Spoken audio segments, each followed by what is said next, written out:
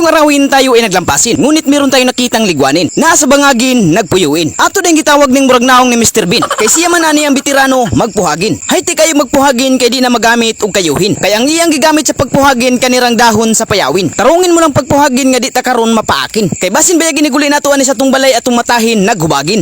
Ug sukad-sukad karon pa jud ko kita nga magpuhag nga huyupon ra ang bangag. Unsa ka ang anting-anting aning tawhanan ni? Nga ang ligwan gihuyop-huyop ra man ni. Di ba kahabahog baba ning tawhanan ni? Malipong ra ang ligwan ani. Ug pila ka minuto huyop-huyop niya gikuot dayon niya ni. Ug perti man dayong daghana sa dugos ani.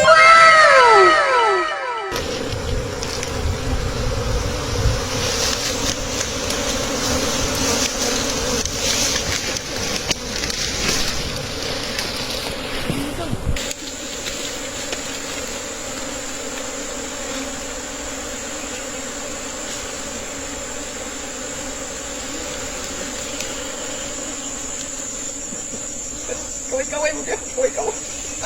Guys.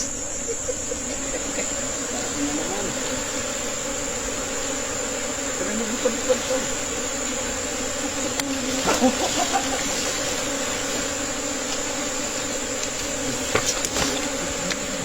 Diri ra, oy. Diri. Laro. Lanoon diri ra.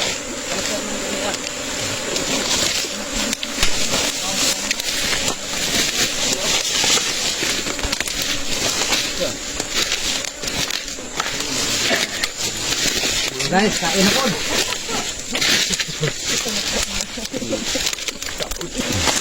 Wah! Tiba-tiba mga idol. Idol. Mga idol. Kaon tayo nito gamot. Ang kabo ko mga ka-idol oh. Sarap. Sarap mga kaidol oh. Yung mga ka-idol oh. Mga kaidol oh. Nadautin ang naongin mga kaidol oh. Oh, Sarapin daw mga kaidol. idol. Isa na naman oh. Gapugaan mga ka-idol.